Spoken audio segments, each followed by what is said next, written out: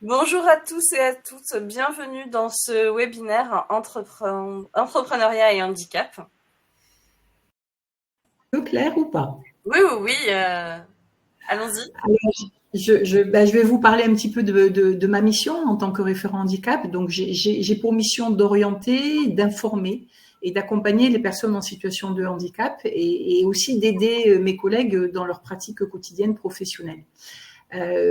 Notre BGE est, comme beaucoup de BGE en France, un des opérateurs qui a été sélectionné par l'AGFIP. Alors l'AGFIP, beaucoup de gens connaissent, mais c'est l'association de gestion du Fonds pour l'insertion professionnelle des personnes handicapées. Et à ce titre, nous pouvons donc accompagner des créateurs d'entreprises qui sont reconnus administrativement en situation de handicap, et on les accompagne sur la sollicitation d'une demande de subvention AGFIP pour la création de leur entreprise, et seulement si effectivement le projet est réaliste et réalisable et viable financièrement. Alors notre rôle en tant que BGE, c'est de former le porteur de projet pour qu'il apprenne à conduire toutes les bonnes étapes pour structurer et analyser son projet entrepreneurial, et surtout pour prendre les bonnes décisions adaptées et donner vie en fait à un projet viable et pérenne dans la durée. Alors peut-être aussi, avant de démarrer, j'aimerais dire que pour nous, il n'y a pas d'entrepreneur handicapé. Il y a avant tout un projet professionnel. C'est souvent un projet de vie et un homme ou une femme qui veut le mener à bien. Les étapes de la création d'entreprise, elles sont en fait les mêmes, quel que soit le profil du porteur de projet, en situation de handicap ou non. On va d'abord prendre en compte la personne, et on va prendre en compte l'impact éventuel que son handicap pourrait avoir tant au cours de notre accompagnement et de la formation qu'il va recevoir, mais aussi sur le futur de son entreprise et sur sa future vie d'entrepreneur. Le premier temps de ce parcours à la BGE, c'est l'accueil. C'est vraiment un moment important, c'est un moment de découverte mutuelle. Et c'est un moment au cours duquel, en tant que conseiller formateur BGE, on va découvrir la personne, on va s'attacher à son projet, on va se faire expliquer son parcours de formation, on va lui expliquer son parcours de formation et lui expliquer dans quelle démarche il va s'engager. Et puis au cours de cet entretien, le handicap, ou plutôt les incidences du handicap, vont être bien sûr abordées. L'enjeu, c'est pas ça sera plutôt de parler des besoins et pas des déficiences. Et on va chercher à identifier tout ce qui peut être mis en place pour que ce parcours à la BGE se passe dans de bonnes conditions et pour compenser ce handicap. Je pose souvent la question qui peut paraître un peu simple, mais je dis, mais qu'est-ce que je peux faire ou qu'est-ce que je peux mettre en place pour vous faciliter les choses? Alors, j'ai pas à connaître le handicap, je suis pas de formation médicale et ça appartient à la personne, mais j'ai vraiment besoin de comprendre qu'est-ce qui est difficile pour mon porteur de projet et qu'est-ce que je peux mettre en place pour lui faciliter les choses. Parfois, les réponses, elles sont très, très simples à apporter. C'est un aménagement des horaires, c'est passer en distanciel une personne qui préfère rester à la maison pour être plus confortable. C'est peut-être parfois une place qu'on va lui attitrer dans la salle de formation pour qu'il soit bien en face de l'écran et du formateur. Ça peut être aussi une place tout près de la porte avec des temps où il peut se lever et aller se dégourdir les jambes à l'extérieur. Ça peut être des supports de cours qu'on va lui envoyer aussi en amont pour qu'il puisse en prendre connaissance. Voilà, il y a plein de petits, et parfois c'est tout simple, c'est vraiment des choses faciles à mettre en place, mais c'est un vrai travail qu'on fait avec la personne pour qu'elle nous raconte un peu tout ça. Alors, une fois que cet accueil est fait, on va commencer par le vrai parcours à la création. Et là, on va valider avec l'entrepreneur la première partie qu'on appelle la cohérence personne-projet. Et là, on répond à tout un tas de questions. Qui suis-je? D'où je viens? Qu'est-ce que je sais faire? Qu'est-ce que j'aime faire? Pourquoi je veux monter ma boîte? Est-ce qu'éventuellement j'ai du réseau personnel et professionnel? Est-ce que mon entourage va être un véritable soutien? De quels moyens financiers je dispose, et puis bien sûr, est-ce que mon handicap est conciliable avec ma pratique professionnelle? C'est quoi les limites, c'est quoi les contraintes, et qu'est-ce que je peux faire dans mon entreprise pour limiter l'impact de mon handicap? Là, c'est important, il faut être vraiment impartial et très très factuel. Il ne faut pas se mentir, parce que par la suite, la faisabilité du projet, elle va dépendre aussi de cette analyse-là. Je me réfère à une étude que Claire m'a transmise il y a quelques jours sur une étude statistique qui a été faite par notre consoeur, la BGE Sud-Ouest, qui a interrogé plus de 3089 entreprises qu'ils ont accompagnées de 2016 à 2021. Et c'est des entreprises qui ont été montées par des personnes en situation de handicap. Et ça révèle qu'après le Covid, la maladie ou un accident en lien avec le handicap de la personne constitue la deuxième cause de fermeture de l'entreprise. Donc c'est pour ça, voilà, que vraiment cette notion-là doit être prise en compte si on veut s'assurer la pérennité de sa boîte. Alors une fois cette réflexion aboutie, on va travailler ensuite sur l'étude de marché, sur la réglementation de son activité, c'est quoi les produits ou les services que je vais proposer, c'est quoi ma clientèle, mes fournisseurs, et c'est qui mes concurrents en face. Est-ce que j'ai besoin de les analyser, de comprendre comment eux ils travaillent, ce qu'ils font aussi de bien et ce qu'ils font pas de bien, et comment je vais pouvoir me différencier. Et puis aussi la notion de partenaire et de prescripteur. Et toute cette étape-là, elle va nous permettre ensuite de construire la stratégie commerciale et marketing et la stratégie de communication. Et puis enfin, je dirais, grâce à toutes ces informations qu'on a collectées et surtout aux analyses qu'on en a fait, on va pouvoir modéliser la partie financière de l'entreprise et on va travailler sur des prévisionnels d'activité à 3 ans, sur un plan de financement pour savoir de quoi on a besoin au démarrage de la boîte et comment on va le financer, puis on fait un plan de trésorerie. Et puis c'est, je dirais souvent, c'est principalement après tout ce travail-là qu'on est vraiment en capacité d'étudier le statut juridique, fiscal et social qui va être le plus adapté pour porter ce projet. Alors, on est réellement en capacité d'appréhender avec le porteur de projet le réalisme et la faisabilité du projet, et on est en capacité de valider la pertinence d'aller demander une subvention auprès de la GFIP, seulement quand on a fait tout ce travail-là. Et puis à noter aussi, oui. Pardon, je t'interromps, Agnès. Je me disais, ça pouvait peut-être être intéressant de faire un petit focus sur Myriam et Jean-Luc pour qu'ils nous parlent de la façon. Ouais. Moi, c'est exactement en fait ce qui s'est passé pour moi. Je rejoins Agnès.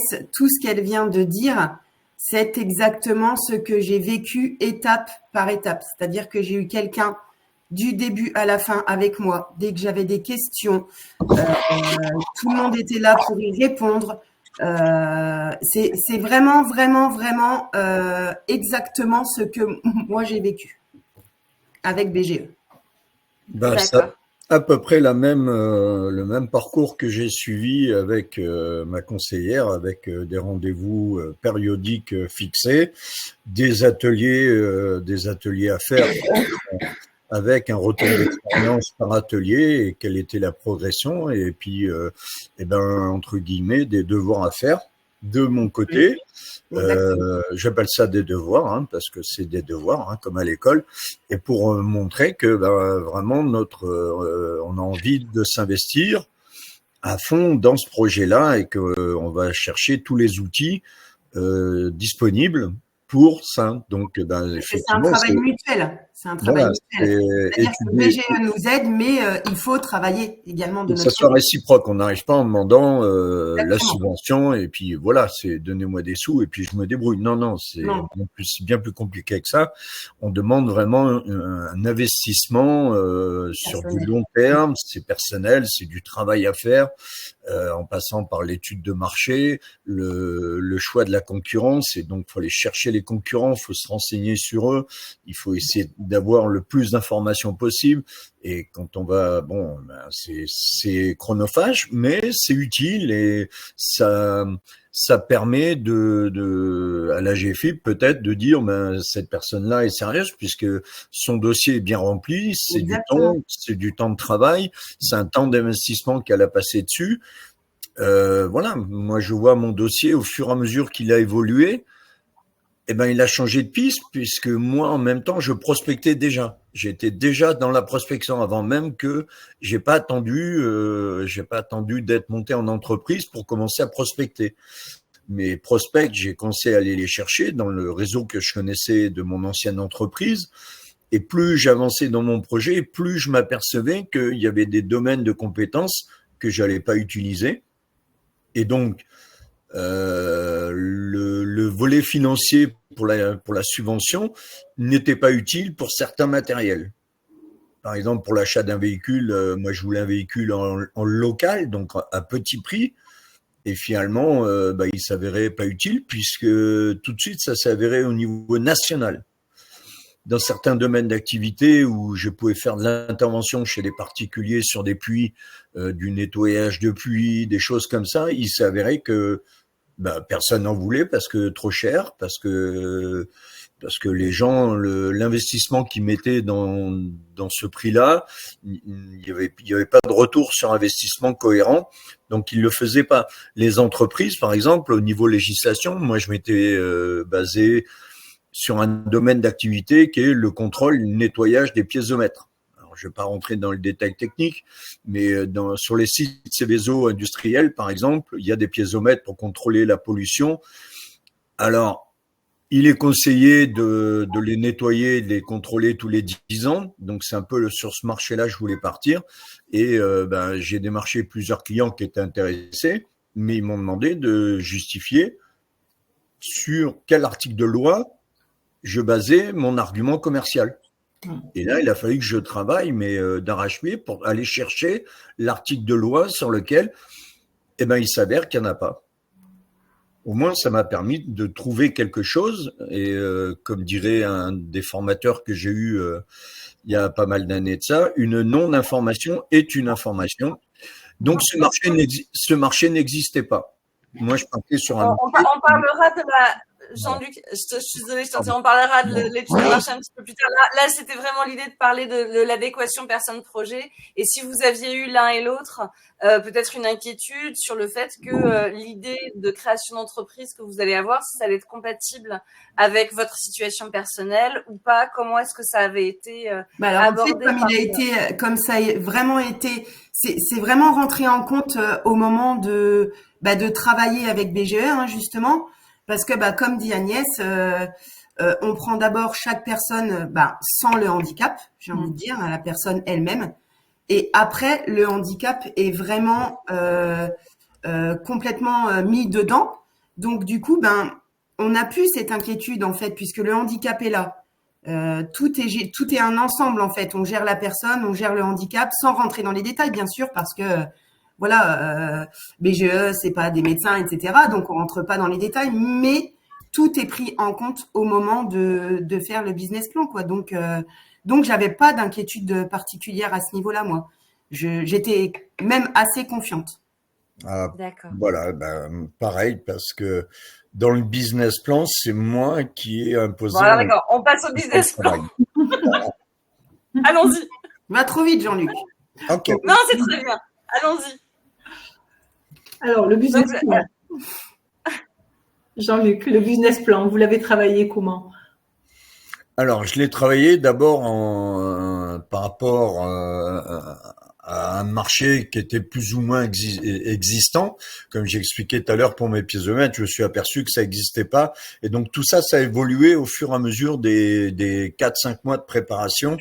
Et pour en arriver finalement à... Donc, il a fallu, en plus de monter un business plan, il a fallu que je le reprenne régulièrement, toutes les semaines, que je retravaille dessus et que j'y revienne parce que il évoluait au fur et à mesure de mes travaux d'investigation, de recherche et il a fallu que je réadapte tout et que je refasse des versions 1, version 2, version versus, ainsi de suite, quoi, jusqu'à arriver à la version finale qui était la plus adaptée, mais c'est surtout, et après je l'ai adapté à mes envies de travail, de temps de travail disponible et dans lequel je peux être opérationnel.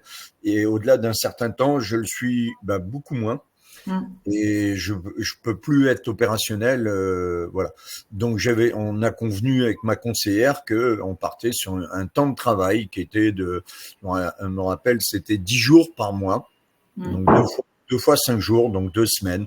Et au-delà de ça, je m'arrêtais. Et puis c'était pas du tout du terrain ou quoi que ce soit, c'était des trucs beaucoup plus tranquilles à la maison pour.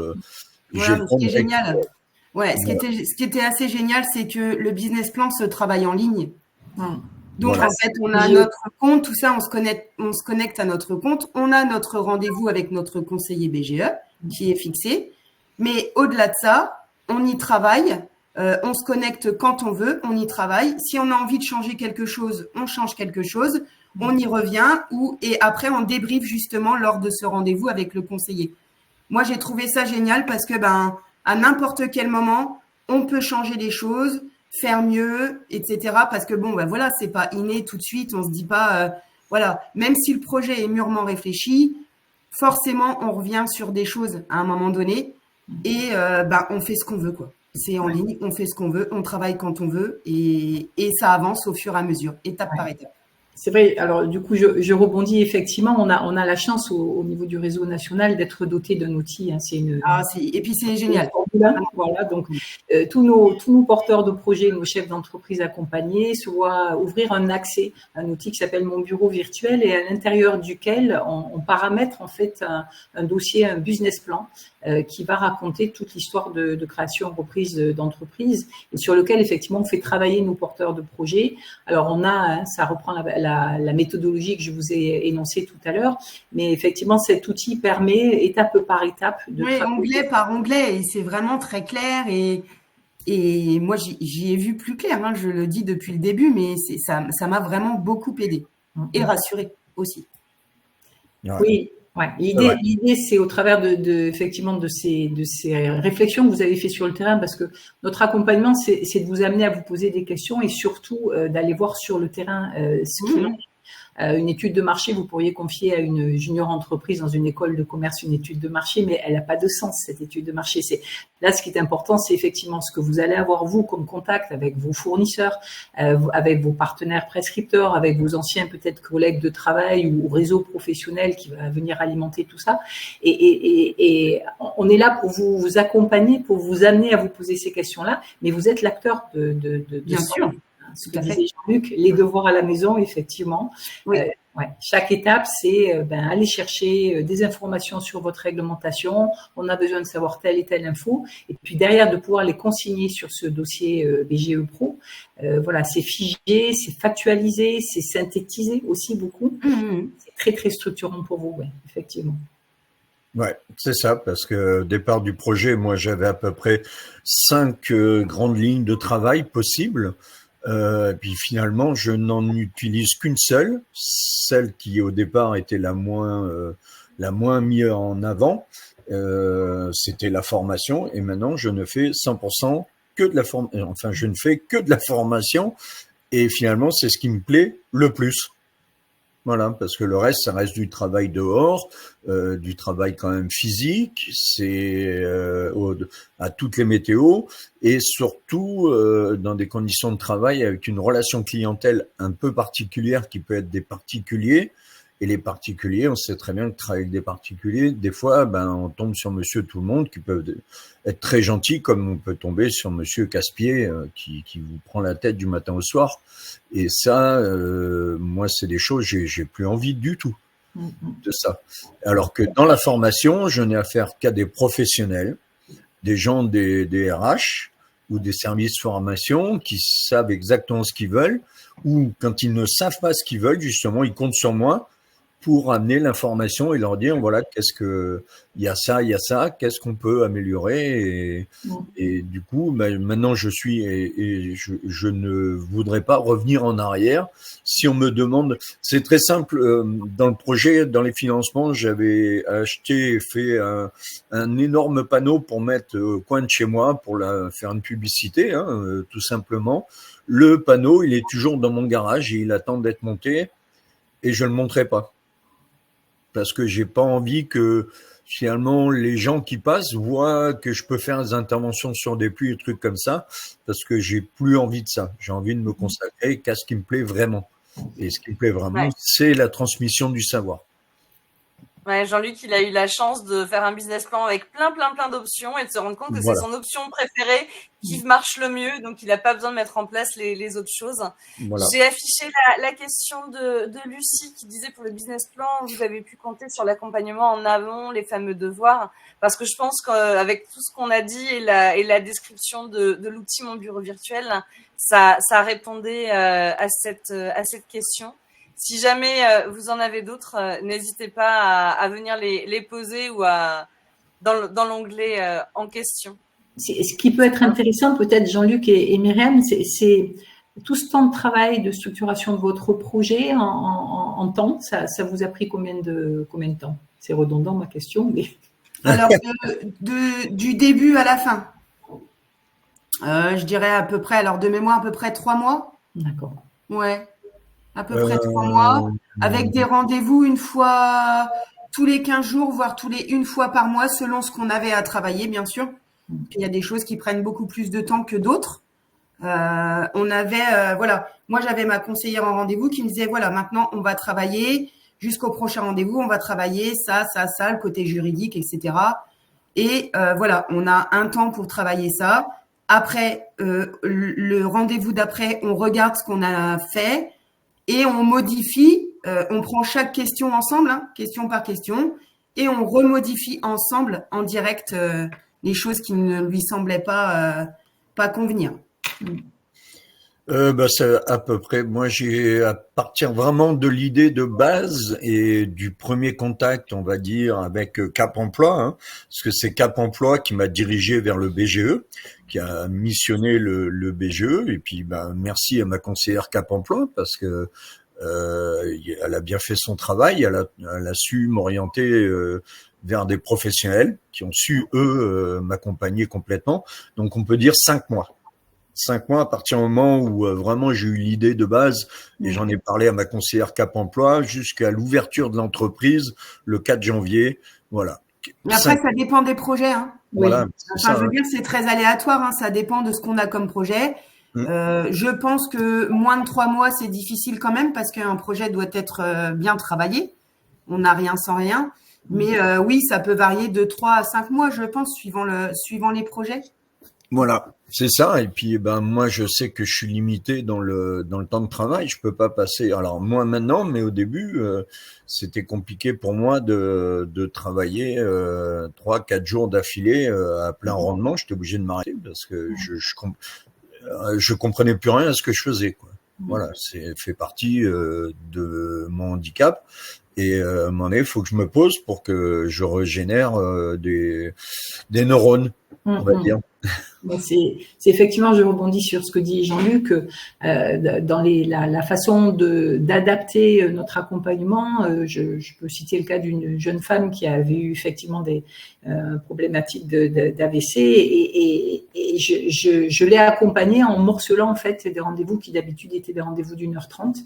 Effectivement, passé une demi-heure, elle avait beaucoup de peine à se concentrer. Donc on a morcelé nos rendez-vous et puis je l'ai permis de travailler un petit peu plus à la maison aussi, mais voilà. Donc alors là elle m'a cité, elle m'a expliqué son problème de santé qui avait amené cet handicap-là, mais encore une fois, je n'ai vraiment pas besoin d'avoir cette connaissance-là. Mais racontez-moi, dites-moi comment je peux faire, qu'est-ce que je peux mettre en place pour que ça soit plus facile pour vous.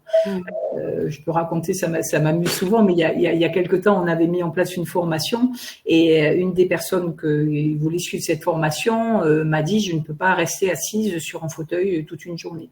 Donc je lui ai dit, elle m'a demandé à mettre la formation en distance. Et alors, quelque temps après, la formation démarre, et il y avait un groupe très très sympathique, et donc ma stagiaire qui voyait la formation en distance m'appelle le lendemain en me disant, écoute, il y a une ambiance super, j'aimerais être avec vous. Et là, mais je lui repose la question, mais qu'est-ce que je peux faire? Chez toi, tu es comment? Elle me dit, chez moi, j'ai un canapé, j'ai des coussins derrière. Et je lui dis, écoute, si tu veux, à ce moment-là, moi j'ai un canapé dans ma salle d'accueil. Est-ce que si je te pousse le canapé avec des coussins, on peut essayer? Elle me dit oui. Alors, ça m'a fait des problèmes avec les autres stagiaires. Ils voulaient tous des canapés.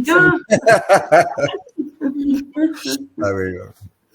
Voilà la petite histoire. Mais c'est une question de un peu d'intelligence et puis de confiance aussi, cette capacité à discuter et à trouver les bonnes solutions. Et des fois, je vous dis, c'est un peu de la bricole, hein, mais ça fonctionne bien. Non, mais ce qui est important, Agnès, et je remercie tous les gens qui s'occupent de ça, c'est la bienveillance dont vous faites preuve envers nous. Exactement. Tout à fait. Voilà, c'est ça qui est important. Le reste, matériellement, on se débrouille.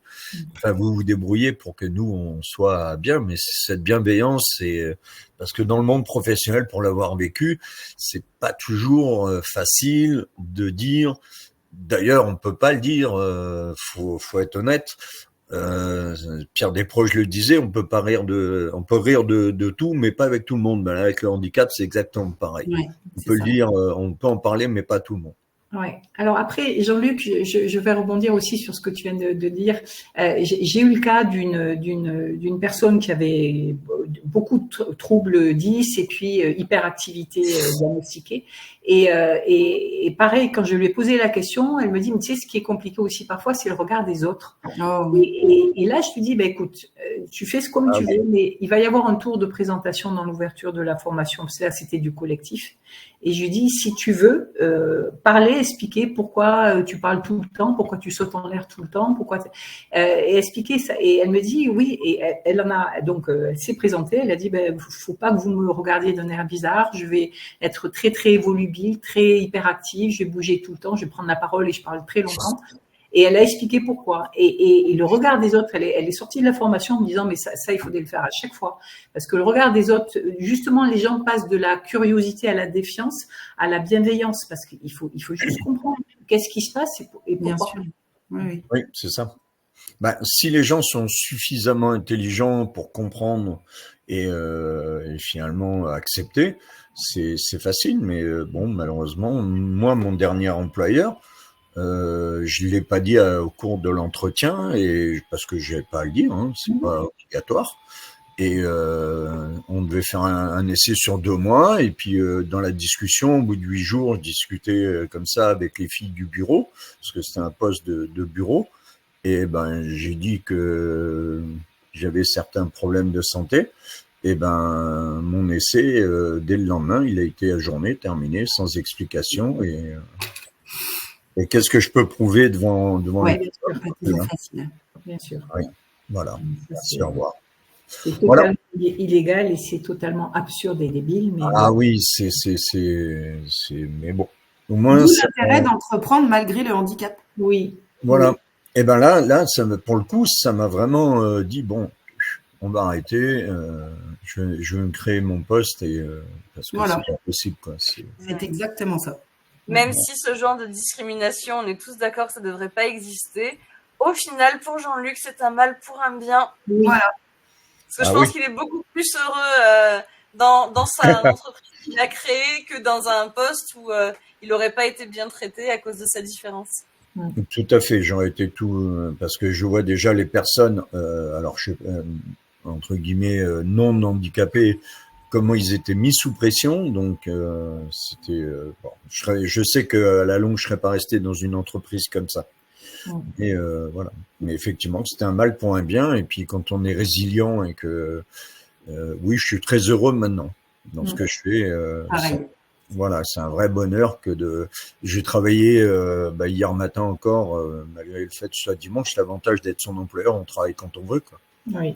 Voilà, donc moi je me suis senti de m'attaquer un peu à ma comptabilité parce que j'avais du boulot à faire. Bon, je travaillais 1 heure, mais voilà, c'est pas grave, c'était plaisir de le faire et j'ai pas d'heure pour travailler. Comme en plein milieu de semaine, je peux très bien prendre 2 jours et puis en 2 jours je fais plus rien, quoi. C'est un très très grand avantage justement, c'est la flexibilité. Si jamais on a une santé qui fait que ça peut être difficile de travailler des longues périodes, on peut tout à fait travailler en dehors des heures classiques de bureau au moment où l'organisme permet de le faire. Exactement. Gérer son temps de travail malgré la douleur, etc. C'est quelque chose qu'on ne pourrait pas forcément faire en entreprise. Oui, moi, j'ai eu le cas avant, je ne pouvais pas. Dans le monde salarial, c'est compliqué, même si les gens prennent en compte que vous êtes RQTH, à un moment donné, il faut quand même être productif et il y a toujours un mais.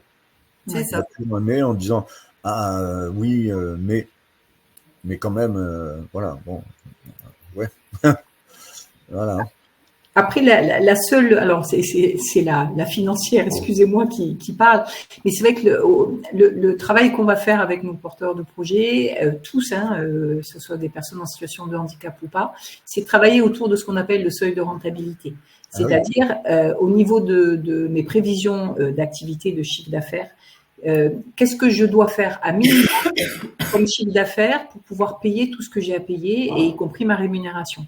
Et c'est vrai que le fait de pouvoir appréhender cette espèce de clignotant qui peut passer au rouge, au vert ou à l'orange, permet à des personnes qui ont besoin de prendre des temps de repos, de savoir combien d'heures de production dans la journée ils doivent faire à minima pour pouvoir vivre de façon correcte de leur activité.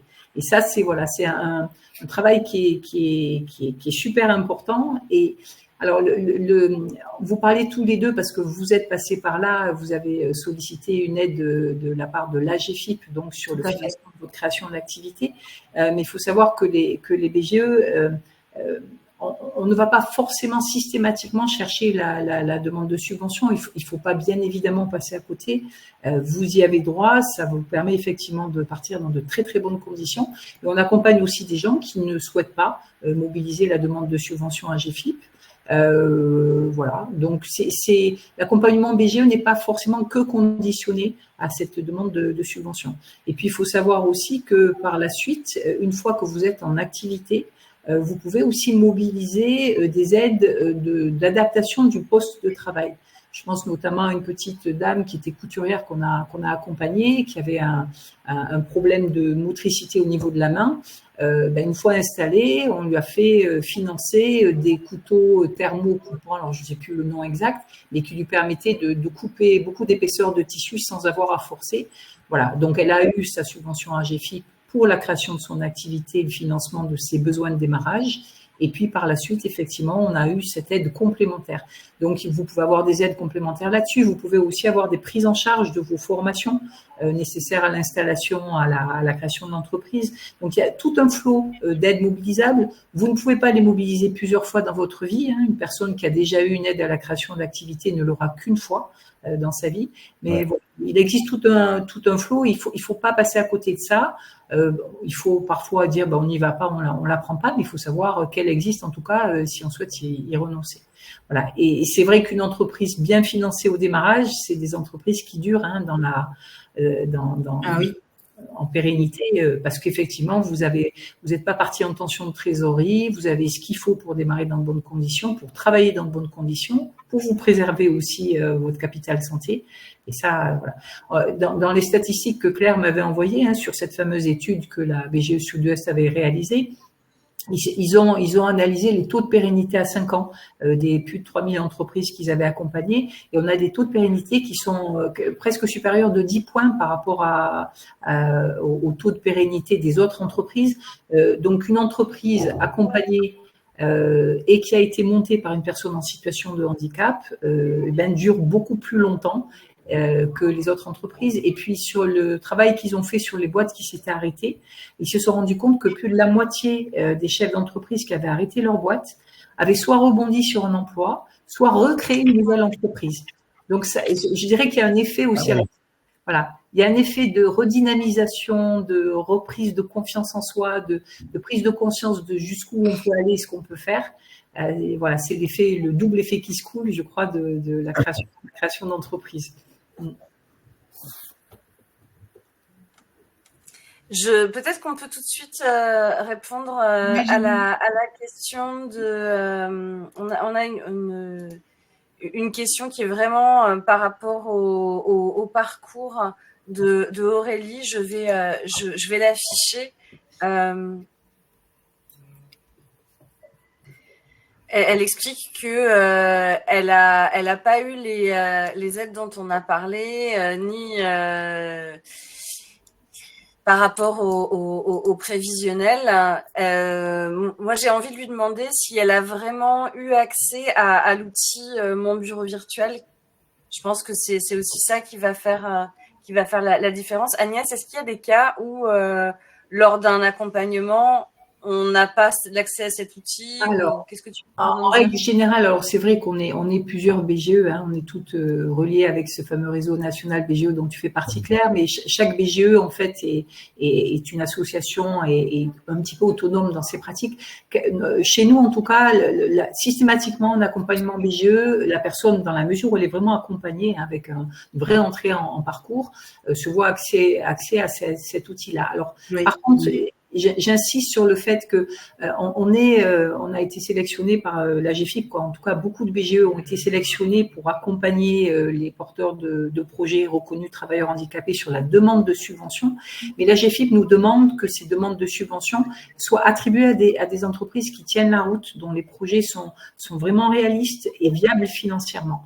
Donc, il est effectivement probable que mes collègues de la BGE dont vous parlez n'aient pas donné suite, peut-être parce que soit le handicap n'était pas conciliable avec la pratique, ce qui peut arriver également, soit effectivement que le projet n'a pas de réalisme économique et de faisabilité, qui fait que on ne crée pas, alors c'est pas très beau comme expression, mais on crée pas d'entrepreneurs pauvres. Notre volonté, c'est de donner vie à des entreprises qui tiennent la route, dont nos porteurs de projets ils vont pouvoir vivre dans de bonnes conditions. C'est pas 300 € de revenus par mois qu'il faut dégager. Il faut en vivre décemment. Je pense que Myriam et Jean-Luc peuvent. Oui, alors faut en vivre décemment, mais il faut pas non plus. Parce que je vois une autre question là de Zacharia qui demande s'il y a plus de pression en tant qu'entrepreneur que dans un poste de salarié. Évidemment, on va pas se le cacher, il y a plus de pression parce que on se dégage pas à un salaire en 2 mois. Hein. Enfin, moi personnellement, c'est pas le cas. Je veux dire, il faut du temps, il faut que le bouche à oreille se fasse, il faut qu'on prenne ses marques dans l'entreprise aussi, et on ne peut pas, il faut pas non plus se voiler la face. Évidemment, on va pas créer son entreprise et le mois d'après se sortir un salaire, payer ses charges, etc. et tout va bien. Non, évidemment, c'est plus de pression, mais dans la vie, il faut savoir prendre des risques, et c'est bénéfique parfois. Voilà. Alors, oui, effectivement, il y a entre guillemets plus de pression, mais honnêtement, moi, je la ressens pas du tout. Ça passe. Enfin, c'est. Voilà, alors moi, je ne vais pas dire non plus que je la ressens au quotidien parce que j'aime ce que je fais. Donc, voilà, c'est de la bonne pression positive. Oui, voilà, c'est ça. Qui me fait me lever le matin et qui me fait que j'ai envie de résoudre les problèmes que je rencontre et que j'ai envie de faire plaisir à mes clients et tout. Et dans mon parcours, effectivement, dès le départ, dès le premier atelier que j'ai fait en visioconférence, j'ai compris que je mettais la casquette de chef d'entreprise. Et à partir de là, c'était en septembre, j'ai commencé à chasser le prospect sur LinkedIn. Moi, je ne travaille en support publicitaire que sur LinkedIn. Et dans mon milieu à moi, c'est un milieu très fermé. Hein. Le sondage et le forage, c'est une activité de niche. Et vraiment, c'est un milieu très fermé. On se connaît, beaucoup de gens se connaissent. Et j'ai commencé à me lancer là-dedans. Et ça a tellement assez bien pris. J'ai commencé à faire des posts. Donc, j'ai appris aussi à maîtriser LinkedIn, que je connaissais que très peu. Et j'ai fait mon premier contrat alors que l'entreprise n'existait même pas. Voilà. Et la personne qui a voulu absolument que j'intervienne dans son entreprise m'a pris en intérim comme intervenant extérieur et a tout pris à sa charge. C'était au mois de décembre et j'étais même pas équipé encore, j'avais même pas touché à la subvention AGFIP, ce qui veut dire que j'avais pas de tenue grand froid, j'avais pas de tenue de chantier, j'avais pas de chaussures. J'y suis allé vraiment avec pas grand chose, mais j'y suis allé. C'était pour une semaine et j'ai fait ma première rentrée d'argent, c'était début décembre, et alors que la société a officiellement existé le 4 janvier. Voilà, mais c'était un gros travail en amont, et maintenant, c'est pas vraiment une pression que j'ai, c'est-à-dire que les choses se sont enchaînées, puisque dans la foulée, j'ai fait et j'ai fait un post. Ce post a attiré des gens dans mon métier qui sont venus voir ma page. Et en voyant ma page, ils ont dit, et moi je suis presque le seul en France à faire ça, à être indépendant. Et donc du coup, ça a attiré aussi d'autres centres de formation pour qui j'ai eu l'occasion de travailler. Ils sont à la fois maintenant mes concurrents et mes clients, parce qu'ils font appel à moi quand ils sont blindés voilà. Et donc, il n'y a pas vraiment cette pression et je peux gérer. J'ai fait rentrer de l'argent. Cet argent, compte tenu que j'ai pas très peu de charges, j'ai pas de machine de forage, j'ai pas de camion, j'ai pas de matériel TP, j'ai rien moi. J'ai ma vieille voiture et mon bureau à payer, c'est tout. Donc cet argent-là, je l'ai mis sur le compte de l'entreprise, ce qui me permet là, par exemple, à partir de maintenant jusqu'au début janvier, de pas travailler. de pas aller en formation, et j'ai refusé à 2 clients la possibilité d'aller faire des formations parce que je veux avoir du temps pour moi. J'ai pris du retard sur la création de certaines choses. Il faut que je rattrape ce temps-là. Et quand j'aurai rattrapé ce temps-là, j'ai de l'argent qui va rentrer. Voilà. C'est ça aussi, c'est gérer son temps de travail, etc. C'est tout à fait différent. Voilà. Et moi, effectivement, contrairement à Myriam, qui, elle, doit respecter des horaires d'ouverture de son magasin, moi, pas du tout. Mon magasin, il est dans mon téléphone, quoi. Et je me rends disponible par rapport aux besoins, aux contraintes, aussi, au ça. Et c'est tout, quoi. Là, pour le mois de décembre, j'ai 2 jours d'intervention à faire. Et c'est même pas une intervention en formation, c'est de l'observation. Je vais sur un chantier et je vais observer. Et à partir de cette observation, je vais faire un rapport. Et à partir de ce rapport, je vais créer un module de formation par rapport aux besoins de l'entreprise qui m'a fait intervenir. C'est tout. C'est pour ça que chaque cas est bien différent. Voilà, effectivement, Myriam. Il doit être étudié au cas par cas. Oui, c'est ça. Mais chaque activité. Hein. Et c'est vrai, ce qui est intéressant, on le fait. Alors, BGE, on est là avant la création d'entreprise, on est là pendant la création d'entreprise, mais on est aussi beaucoup là après. La plupart des BGE ont des dispositifs qui nous permettent d'accompagner nos chefs d'entreprise pendant 3 ans. 3 ans pendant lesquels ils passent du statut de bébé entrepreneur à grand entrepreneur. Voilà, il se passe plein de choses pendant ces 3 années. Et ce qui est intéressant, c'est de revenir sur les prévisionnels qui ont été faits au début et de se dire où j'en suis par rapport à ce que j'avais prévu.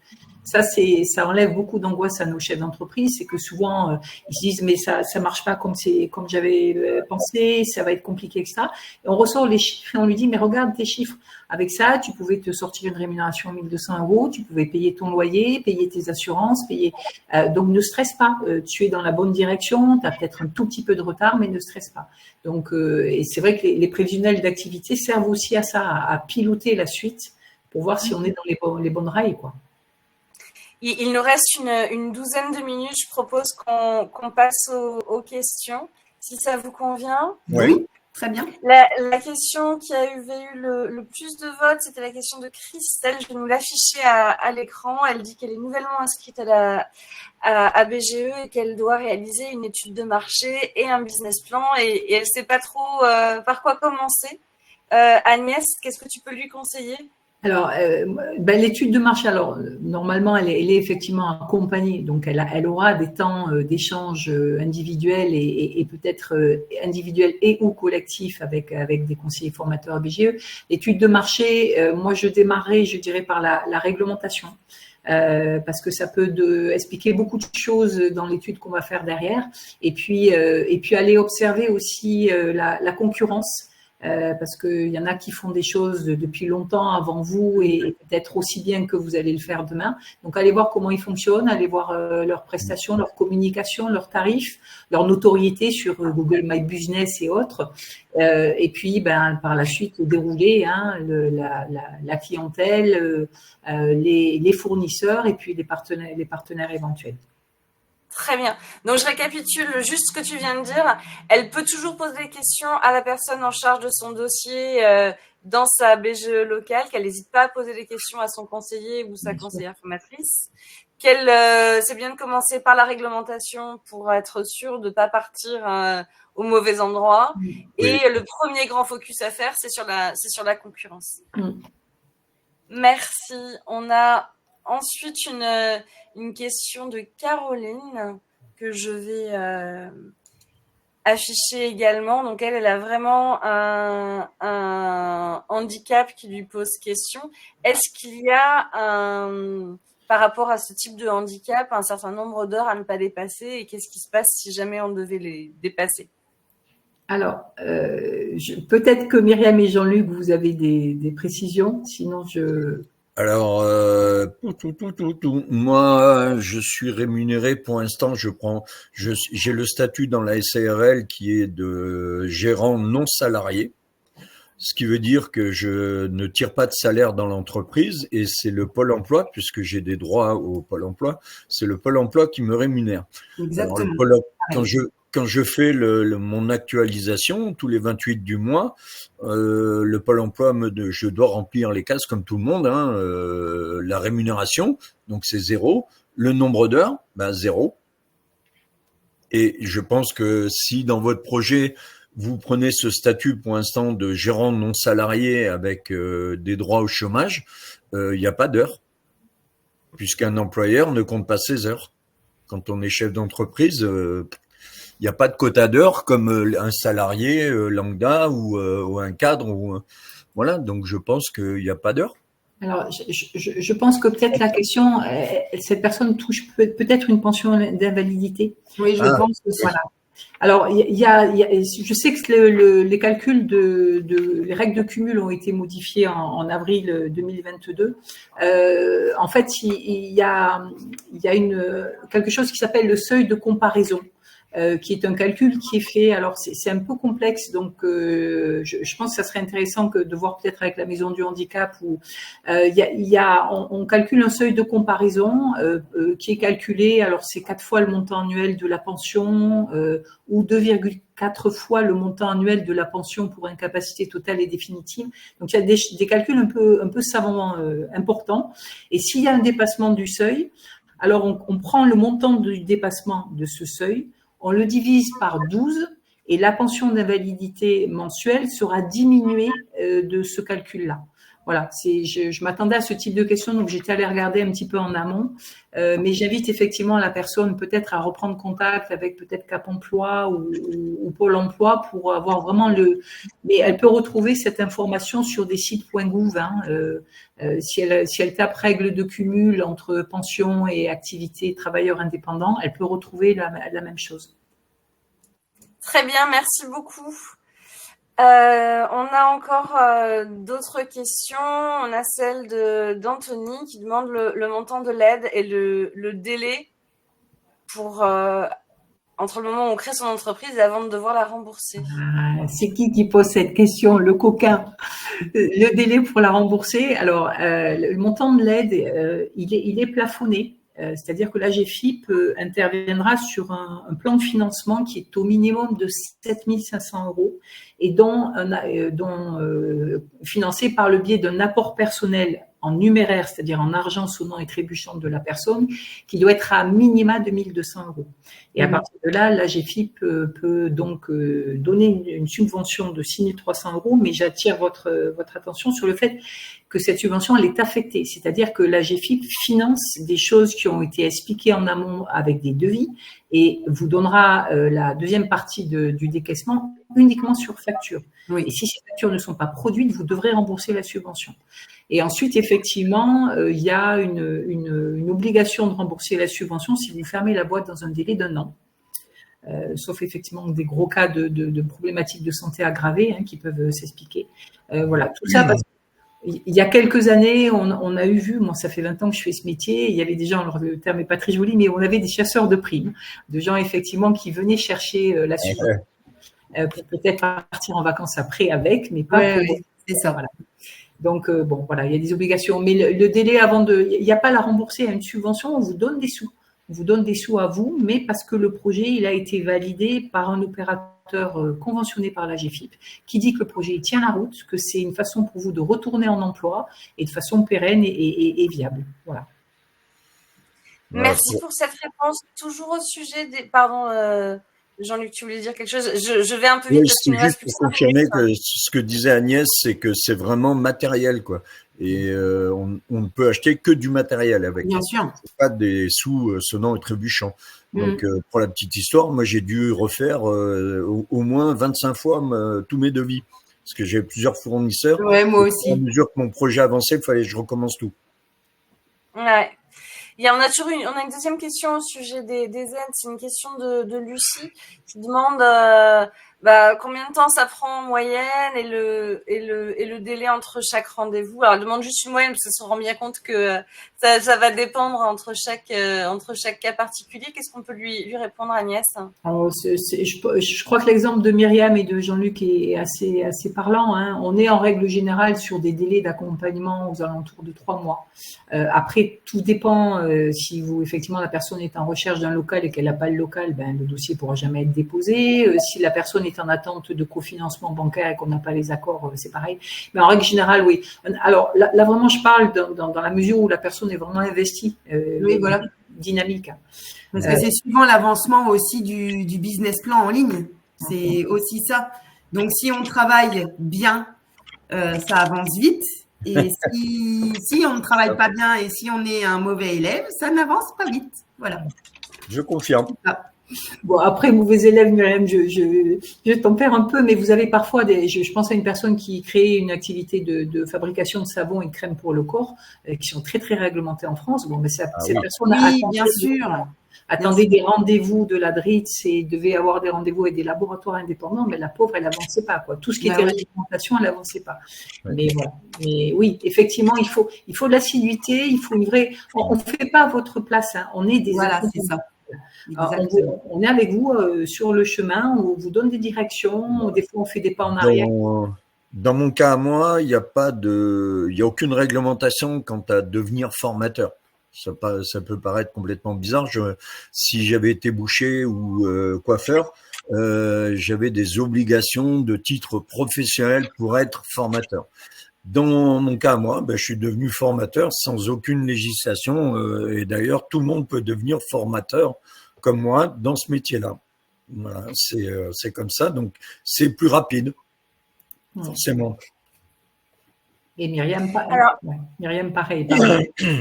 Oui, vas-y. Ah oui, moi, je n'avais pas de réglementation particulière. Bon, sauf que, voilà, je vais transférer la boutique dans une dépendance à côté. Et là, forcément, il y a eu besoin d'un permis de construire, donc un dossier pour les personnes handicapées, etc. Donc là, forcément, mais ça n'a rien à voir avec BGE. Alors, juste Claire, il y a 2 types de réglementation. Moi, je dis toujours ça à mes stagiaires. Vous avez une réglementation, c'est est-ce que j'ai le droit de faire cette activité? Est-ce qu'il y a un diplôme qui est nécessaire, ce qu'évoquait Jean-Luc? Oui, puis après, vous avez une multitude de réglementations qui touchent à l'activité même.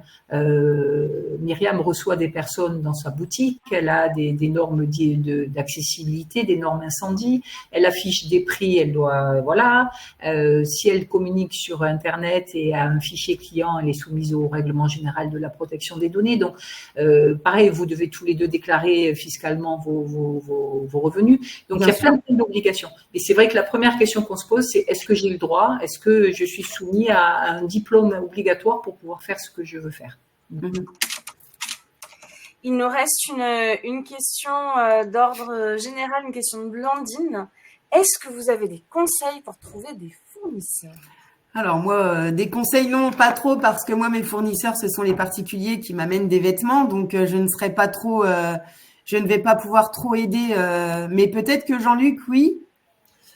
Alors moi, j'ai pas de fournisseur quasiment, enfin à part pour un peu de bureautique, des choses comme ça, mais je consomme rien. Voilà. Donc Blandine, je pense qu'on n'a pas les bonnes personnes pour répondre à cette question-là. Le mieux, c'est de demander à votre conseiller formateur BGE.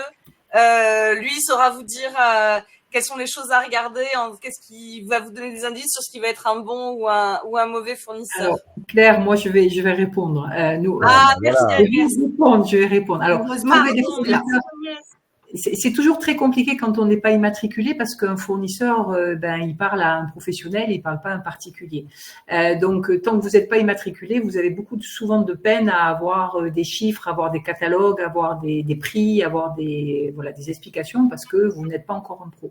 Alors, je dirais que le professionnel, déjà, il faut réfléchir le type de produit qu'il vous propose et la qualité qui est associée à ce produit-là. Donc, il y a des gens qui vont choisir de prendre un fournisseur qui est pas cher parce qu'ils vont chercher effectivement à faire des produits pas chers. Regardez également, déjà s'ils travaillent avec des confrères, avec des concurrents, c'est signe. Regardez s'ils sont en capacité de vous livrer plusieurs fois par semaine. s'ils sont en capacité d'assurer du suivi sur les commandes que vous faites. Regardez aussi leur philosophie. Est-ce que c'est des gens…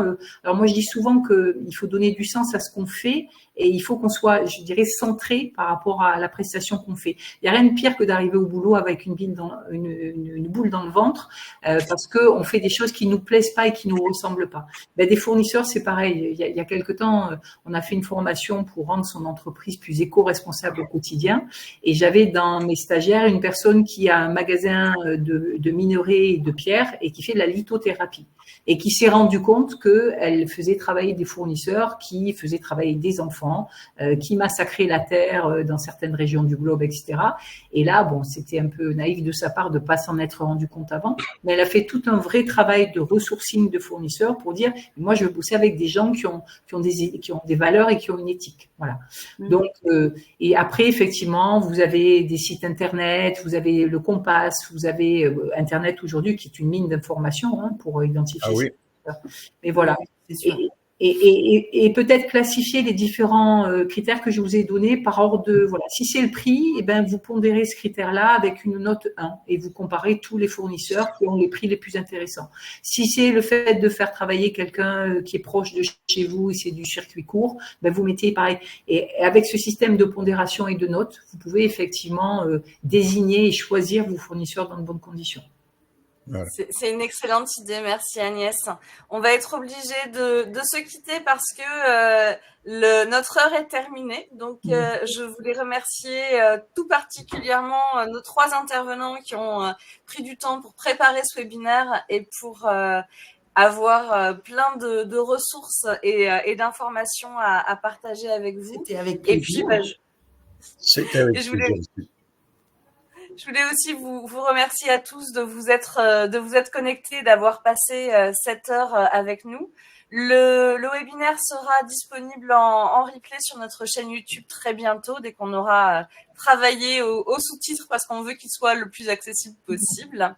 Logique. Et puis, si entre-temps vous avez des questions, n'hésitez pas à vous connecter sur le site de BGE pour chercher quelle est la BGE la plus proche de chez vous pour prendre contact.